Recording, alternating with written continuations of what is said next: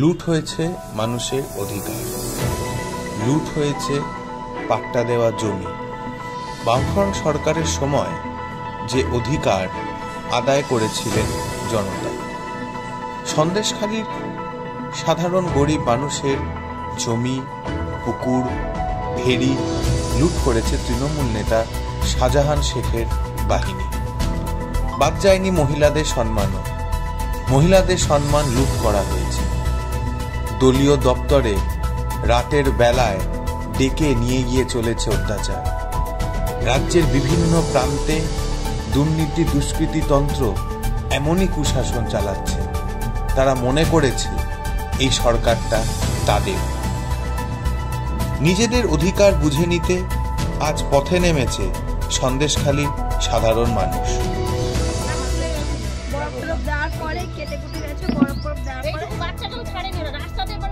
রাতের বেলায় বাড়ি বাড়ি গিয়ে শিশুদের ওপর, মহিলাদের ওপর অত্যাচার চালাচ্ছে তৃণমূলের দুষ্কৃতিবাদী।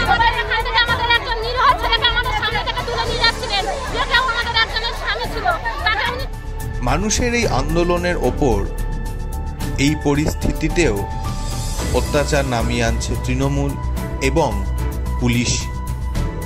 গ্রেপ্তার করা হচ্ছে গ্রামবাসীদের। সন্দেশখালীর মানুষের ওপর হওয়া অন্যায় আড়াল করতে ধর্মের বিভাজনকে বারবার হাতিয়ার করছে বিজেপি।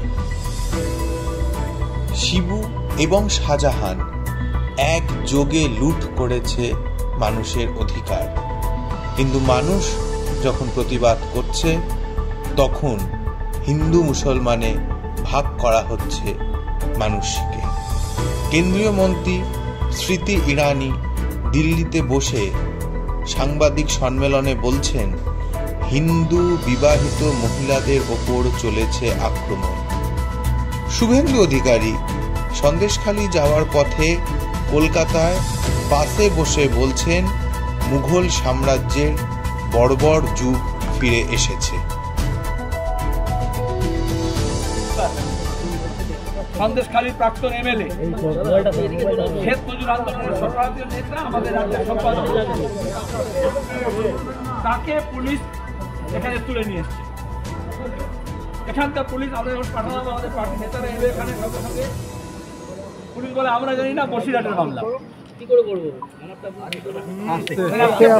থানাকে ব্যবহার করলো রাজ্য পুলিশ, কলকাতা পুলিশকে শরিক করলো বেঙ্গল পুলিশ। গোটা বাংলায় অপরাধীদের যে সাম্রাজ্য তৈরি করেছে, লুটতরাজের যে ষড়যন্ত্র হচ্ছে, থানায় বসে বসে যেখানে মানুষের জমি দখল করা হচ্ছে। যে উদ্বাস্তুদের আমরা প্রকাশন করেছিলাম সন্দেশখালীতে, হিঙ্গলগঞ্জে,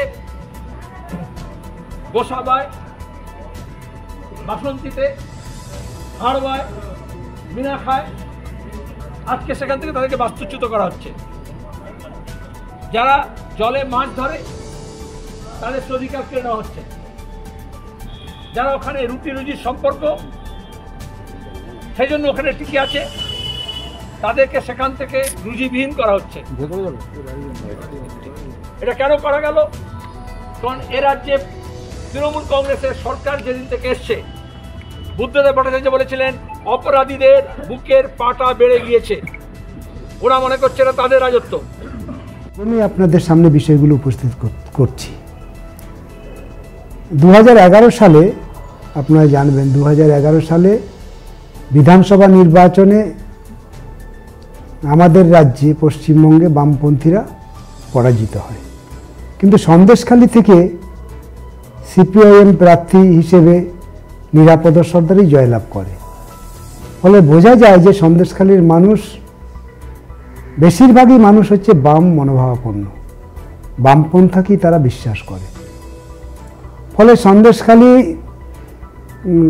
ওই সময়ে লেফট ফ্রন্ট জেতার পরেও ধারাবাহিকভাবে মানুষ ভালোই ছিল, শান্তিতে ছিল। কোনো সময়ের জন্য মানুষ ভাবেনি যে আজকের যে পরিস্থিতি তৈরি হয়েছে এই পরিস্থিতির মধ্যে পড়তে হবে। কিন্তু দেখা গেল 2011 সালের পর যত দিন গেছে তত মানুষের বিপদ বেড়েছে, চিন্তা বেড়েছে, ঘুম গেছে। 2011 পর 13 আগে পঞ্চায়েত নির্বাচন হয়েছে, সেই পঞ্চায়েত নির্বাচনে ভোট হলো না।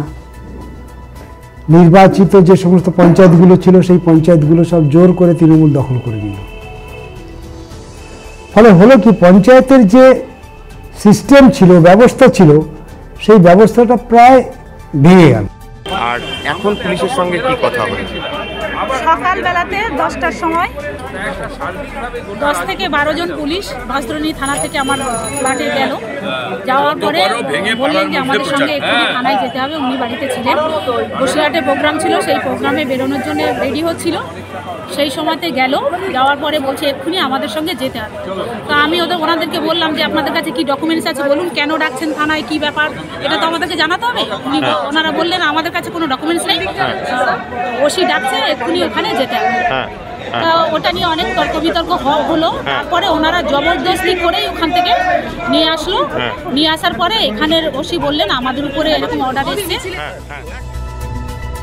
যাদের বিরুদ্ধে মানুষের ক্ষোভ, অভিযোগ, তাদের আড়াল করে গ্রেপ্তার করা হয়েছে সিপিআইএম নেতা তথা সন্দেশখালী বিধানসভার প্রাক্তন বিধায়ক নিরাপদ সর্দারকে। লড়াই চলবে, তৃণমূলের দুর্নীতি দুষ্কৃতি চক্রের বিরুদ্ধে লড়াই চলবে।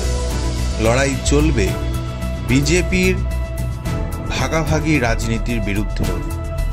সন্দেশখালীর মানুষের একটাই দাবি, তাদের দাবি কোমরে দড়ি পরিয়ে থানায় নিয়ে যেতে হবে শাহজাহান শেখ, শিবু, উত্তমদের মতন তাদের অধিকার লুট করা, তাদের ওপর অত্যাচার করা তৃণমূলের নেতাদের।